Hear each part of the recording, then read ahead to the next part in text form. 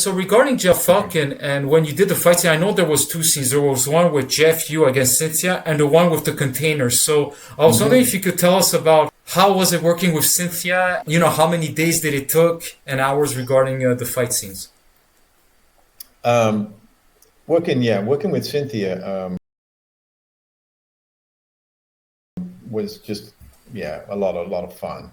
And we always talk about those crazy scenes within the steel truck containers and how difficult it was. Yeah. And it was the idea, because of my doing these high crescent kicks and my leg getting stuck up on side the containers. So it was that was a lot of fun. And of course there were just so many crazy stories from that, the one where she does her famous scorpion kick, and then she does the scoop kick, and my legs stuck up on the container, and she does this scoop kick into my groin, and and I put on a supporter,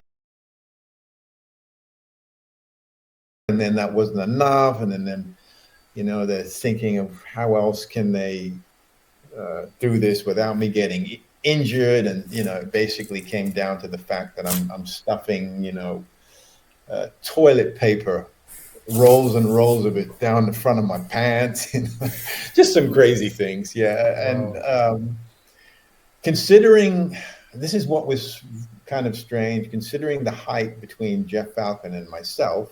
I'm 6'2", Jeff Falcon was he's 5'6", so it would have made sense that I'm going to kick high and Jeff Falcon's going to kick low, but for some reason I don't know why Yuen Kwai wanted it the opposite way around. Didn't make any sense to us. Maybe it was in the translation. The thing is that Jeff Falcon spoke fluent Mandarin. Even though they never spoke Mandarin on the set at that time, it was always Cantonese, but still there was some, actors who did speak Mandarin. So I don't think there was anything lost in translation, but I'm not quite sure. But, it was very inventive, I think, at the time, or even today looking at it, it just, it works. Oh no, it's innovative. I mean, nobody can exactly. Nobody can replicate it. Yeah. And I was actually supposed to be in Burning Ambition. I was asked to be in it. Oh wow! Yeah. Which would have been right after Blonde Fury, and I was set to do it, and my mother got really, really ill. And so I decided to fly back. That's understandable. To spend time with her. Yeah. And, what was interesting, this is another thing about out of sight, out of mind kind of thing, or out of mind, out of sight, however, whichever way it goes. I went back to the States. So that was, now we're talking about the end of, end of 1988. I went back like December, stayed through Christmas, New Year's, up until February of 89. And when I went back to Hong Kong, it was like I might as well have never have gone in the first place. It was really out of sight, out of mind, I did Tiger Cage, did Blonde Fury. They were both successful. But 3 months later, putting myself back in the mix, so to speak, it was like starting again. It was actually even more difficult than when I originally had gone. Yeah. And so it took quite some time to find, to hook on to another film, which was Live Hard with, Simon again and Hwang Jang-Lee. Actually, I'm going to talk about that. Before, there was a scene that you did in Blonde Fury. You fought with Mang Hoi versus Chin Soo Ho. who was Yeah, also a formal member of the Sammo Hong stunt team, including his brother, which is famously well known. How was it like fighting Shin Soo-ho? Again, that was the scene where I couldn't get the damn timing right, and Yuen That was sitting, yes, Yuen Kwai is sitting on a wall with a stuntman, and he's just eating these shelled peanuts. Yeah, he's throwing the shells and he'd be eating the peanuts, and I couldn't get the timing right, and I could see that Yuen Kwai is getting really like anxious and frustrated, and all of a sudden he goes boom and fires like a peanut shell and hits me in the forehead. Wow. Bullseye. Yeah, no, bullseye was like, damn, that was good. Inside of me was like, I wanted to scream and yell at him, but I just I kept it under wraps, and as one should, and you do your best. Yeah. So the timing in the scene you were referring to, what was it? Was it the kicks? No, it wasn't so much that. It was just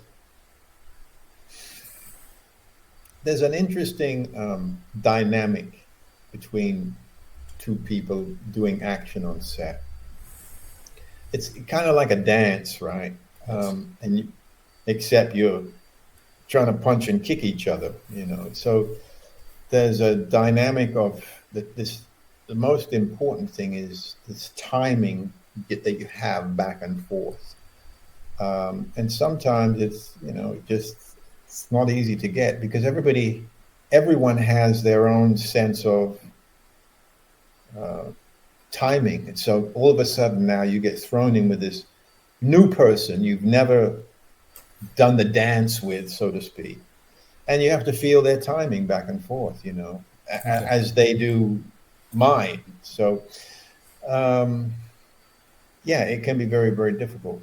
And I can say, after like 20 films, then fast forward working with the real tiger on the mountain, Jackie Chan, I thought, okay, I've done all these films. I'm going to walk in there and I'm going to have this down. And here you are, first day, and you're on the set with the man, Jackie Chan. And it probably was nerves more than anything else. Yes. But I felt like I, was starting from the beginning again. I felt like I had two left feet, About that, we're going to talk about it soon. I love the stories. I just want to follow the order regarding the movies. Yeah, I know. I'm sorry. No, it's all right. You're enthusiastic. You're passionate. I love it. We're fans and good friends. The next film that you mentioned, Live Hard.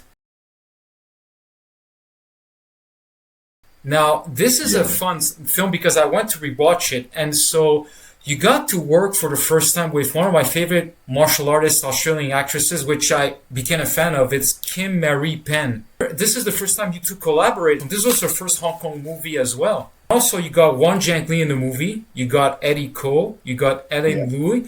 But one of the things I didn't know, I just discovered this 2 days ago, is that Mark Houghton and Steve Tartaglia were in the international version. If you type Steve Tartaglia, there's a deleted scene from the movie on YouTube. Somebody posted 13 years ago. I had no idea about that. And it's a film that's not that easy to find. So I had no idea. Type Live Hard on Google Wikipedia, and there was a scene saying international version, Steve Tartaglia, small clip. And that scene was not even including the 1 hour 32 Hong Kong version. And it was interesting. So you got also Farley Roof, Cordic, a blonde, who was part of the Tiger Cage and fight scenes. So unfortunately, you only got to fight Eddie Ko. But what was it like working with Maree Penn? I mean, Kim was, cool. I mean, we all just... The interesting thing about it, I was just so glad to be actually working again. And the funny thing about that film, the name of the company was, I remember, called Top Sun Film Company. Brand new, hadn't done anything. So basically, it was like an indie film, if we could use that term back then, which didn't exist, right? So I think for the ones of us who were on that film, like also Dan Mintz and his wife, who was also in it, we played this group of terrorists, right? Yeah. So I think we were just all glad that what was interesting about it is they were so, I should say, unorganized, which was kind of common for a lot of Hong Kong film. But Yuen, let me get Yuen Jianfa, the brother. Oh, Yuen Cheung-yan. Yeah, it says yeah. He was on that. He was the one who directed that film, which was really interesting. So,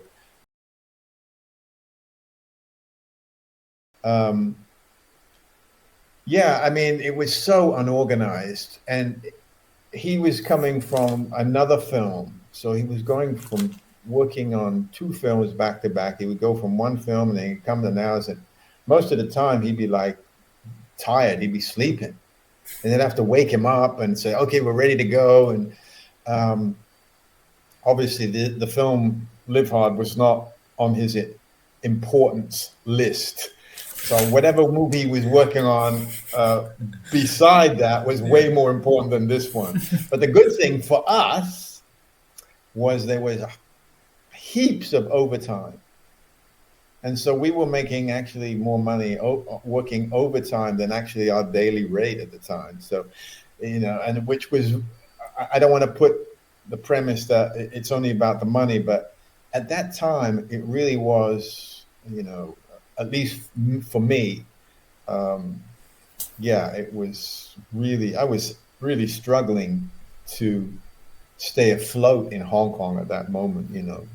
And so it was very much needed. And listening, I could hear, you know, Simon Yim Dat was ringing in my ear saying, no matter what film, no matter what it is, you take the job, you know. Stick to it. Stick to it for sure. Yeah. On that set, you met Hwang Jang-Lee, which you mentioned was your influence alongside with Jackie Chan. Of course, yeah. Meeting him, what was it like meeting Hwang Jang-Lee? No, that was really cool. Because I was such a huge fan, and I don't know how the conversation started, but so he said, you know, I remember him saying, he said, oh, I hear that you're a good kicker. And I said, well, I don't know who told you that, but I said, not like you. But yeah, I said, pretty good. I don't think at that time he thought maybe we were going to have a fight scene together, because he asked me how good my control was, you know. But I tell you something about him, definite ladies' man for sure. But it's interesting because I know that the final fight scene, it was him against Kim Maree Penn, which was unbelievably well done. The kicks, the table for, oh my God. It was a great fight scene. It was a great fight scene, yeah. I haven't seen it in a long, long time, but now that you're bringing that up, I do remember. All right. So the next movie we're going to talk about is the one that Corey Yuen referred to you, Outlaw Brothers, which is one of my favorites as well. It was directed by Frankie Chan, was the first generation part of the Jackie Chan stunt team, including Eric Tsang,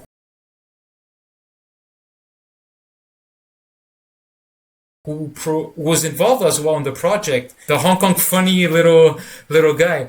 And you got Max Smoke, you got Yukari Oshima, which is one of my favorite Japanese martial artist actress. Also, the woman you started with in this movie, Ishiko Ishikawa, yes. Yeah. And you got Mark Houghton, all the Hong Kong... The whole crew. The whole crew of the Western, yeah. The whole 𝗦𝗨𝗕𝗦𝗦𝗥𝗕𝗥𝗦 was there. Yeah, Bruce, Steve Tartare, Ken Goodman, Jonathan Isgar, and Demons. You got everybody regarding all the fight scenes from the beginning to the end. So Jackie Chan came on set only to add a little extra touch to the final fight against Yukari and Jeff Falcon. right? You only approached that scene, not the other car chase scene or any other fighting That's scene. not true. Oh, okay. No, he showed up the couple of nights that Dan Mintz and I was driving the car in the container parking lot. It was a night scene, if you remember, and it's where Frankie Chan throws the wooden staff. Oh yeah, with the container, yeah, the ship, yeah, through the window, went through yeah. the windshield. Okay. Actually, Jackie showed up for that. Oh, okay. Completely out of the blue. It's like we were all like, okay. He came to watch and just give some advice to Frankie Chan. And of course, it was pretty, I remember because the stunt where I didn't do it, but someone did a car stunt where the car does a kind of a 360 and supposed to hit Frankie Chan on the side, so the car is supposed to buffet Frankie Chan and Frankie Chan goes off. Well, of course, it was all done by stuntmen, but, two stuntmen went to hospital that evening because it was the injuries were sustained was so bad. So yeah, there was some problems on certainly on the making of that film because there were a lot of dangerous stunts, especially car stuff, and a lot of the car chases. Oh yeah, no, absolutely. But so that means Jackie was involved in the container scene, including the final fight against Jeff and Yukari. But was he involved in the other ones as well? Just to clarify that. That I don't know about. I'm just speaking. Obviously, what you saw, of what I saw, yeah. I don't know if he showed up for anything else. How many days did it took to film that whole car chase with you and Dan? With the that particular one, or the car chases on the highway? Oh, sorry, both of them. Sorry, I wanted to have that. Both of them, actually. Well, this is the thing with Hong Kong filmmaking. A lot of people don't know is that many times it was done guerrilla style. Is that none of those things on the highway is set up. It's all just cameras up on the thing, and you guys are just, or whomever is driving through actual traffic, Oh wow! So it wasn't even planned. It was directly. No, it's the same thing I did in Middleman or in a Line of Duty 5, where I'm running through bloody traffic in Seoul, Korea. That was not. It was all just, hey, start running through traffic. Yeah. Oh wow! No, warning or something like. Oh wow! No, it's all guerrilla style. Yeah, crazy. Oh my god, that's a fan. Yeah. Oh wow, that's good. That's interesting to hear. Thank you.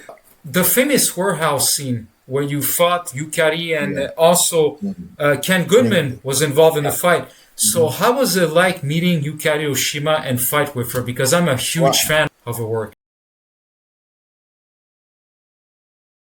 Nah, I'm also an enormous fan of hers too. Yeah.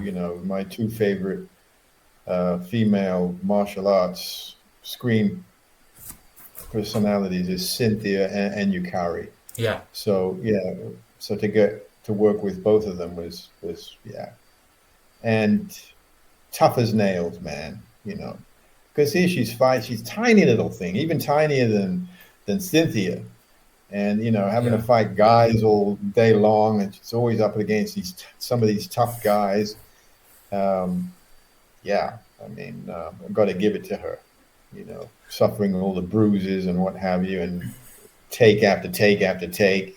So yeah, good experience for sure. How many days did it took to film the scene? How many hours did it took to? Oh, that took a lot of time. That took easily 10 days. 10 days. When you two fight with her, but there's a scene where there's a bar and she does the full split. Was that on a wire or no wires, just to clarify? No, because that was done. There was a wire protecting her because there was a huge drop off of that. We're talking at least two stories. Yeah. Because even at the end of the fight, when you do the flying sidekick, you slip under and fell. there was a Yeah. map, I'm presuming, when you landed on, right? Well, it was, as they used that kind of style of to protect you, was they would use boxes and then mattresses and boxes. Okay, so good to know. The whole fight was just amazing. I mean, you guys killed it, because afterwards there's Mark and Jeff who fought with her, and that's pretty much it. But it was a good, I mean, you got to work with Frankie Chen, which I heard that this movie was one of the best directing movies he had ever done, which I've heard regarding Outlaw Brothers. And so, to work with somebody like him, that's must have been really cool. So the next movie in the line of duty 5, Middleman, 1990. I went back to see the movie on Tubi, which is remastered in high definition. I sent you a picture regarding the behind the scenes. So also the Jackie Chan stunt team were involved in all the fight scenes with Cynthia as well. Okay, cool. Yeah, again, another great classic way of Hong Kong filmmaking is that many times they're not going from a set script. So they're basically many times having to make it up as they go along. So if you look at that film from the beginning until when I die seemingly so ridiculously in the alleyway. They want to take your money and they beat you. It's like, come on. So I am actually, for the first, whatever it is, 20, 25 minutes, I'm actually in every other scene of that film up until that point. And then all of a sudden, just like, okay, he died just like that, and he's supposed to be this, Navy SEAL, blah, blah, blah. How can he die so kind of silly? I was supposed to be in the film all the way, like one of the main parts. And you can easily see that by me being in every other major scene for the first 20, 25 minutes. Exactly. So I was supposed to be all the way through the end, all the way in the final fight scene. But they had no idea how they were going to continue my character. So they thought, better we just kill him off. Oh, wow. This happened a lot in the way they made films. Originally, because in the full movie, you see Cynthia Khan and David Wu, who was the main character being framed, alongside another actress who's Chinese, but I'm not familiar with her. So during that time, were you supposed to team up originally with Cynthia to the beginning to the end against Kim Maree Penn of the final fight? It would have been this. Wow, that's too bad, because there were so good fight scenes. I mean, that would have been so cool. It would have been, and and you could see the way they introduced me, how they were kind of building, and they did it well. They were building up my character, Wow. But wasn't to be. Oh well. It's too bad. So even though you had a small fight, did you get a chance to meet Cynthia Khan and talk to her a bit, and maybe? No. Oh, you never spoke. You never. No, I met her at a number of the D&B parties. Okay, you never. You never. Dixon, but I never got to speak with her on the set. No, because we always had different scenes anyway. That's too bad. But she's an amazing martial artist. I became a fan of hers for 2 years now. I've been trying to get all the movies I could possibly get my hands on. She's so talented. The next one, actually, it's also you appear in it at the end against Mark and Jackie Chung and Kenneth Tsang and Patrick Tam. It's the movie called Point of No Return, 1990. And so there is an actor who recently passed away 3 years ago. His name is Kenneth Tsang, who was well known in playing a lot of Hong Kong. Right. Yes, he was very good actor. Because I know there's a small scene where you fire the guns at you and then you kick him or you fire again. How's it working with him? Yeah, I mean, it was very brief, but from what I remember, it was a good learning experience to see some of these veteran Hong Kong actors, doing their thing. And so, again, it was always a learning experience for me. Yeah. So this is not only did you got to meet Ken Lo, who was your co-star from Operation Condor. This was the first time you interacted before this movie. Did you guys work out together, train together? How was it? No training together. No. I had met him very early when I was doing 𝗥𝗘𝗟𝗣, or even 𝗥𝗘𝗟𝗣 or after. We always used to hang out at, it's where I first met Jeff Falcon in Hot Gossip, the famous discotheque in 𝗥𝗘𝗟𝗣. And so all the, entertainment people, all the airline crew, flight attendants would always hang out at Hot Gossip. Sometimes we'd be there like 3-4 nights a week, And I remember that's where I first met Kenny Lo. And I was then with a Hong Kong girlfriend, and she says, "Oh, I want you to meet someone," and blah, blah, blah. So I turn around and I see Kenny Lo's foot in my face like this. Wow. Right. So he's holding his sidekick up, So, I look around his foot and I say, "Oh, nice to meet you." He takes his foot down and we shake hands, say a few hellos. And that's my first introduction to Ken Lo. Wow. Yeah. I did not see him again until doing Point of No Return. Point of No Return. Cool. Yeah. So regarding the fight scene at the end with you, Mark, against Kenneth Tsang, the whole triad gangs got a fight with Ken Lo, you against Jackie Chan. How long did it take to film the whole scene in the house? Well, I mean, if we're talking about the entire scene, I would say 4 days. 4 days. 5 days maximum, yeah. Okay, cool. Oh, yeah, there was also another actress in this film, Joey Wong. Joey Wong, yeah. Joey Wong as well. Yeah. So that's pretty cool.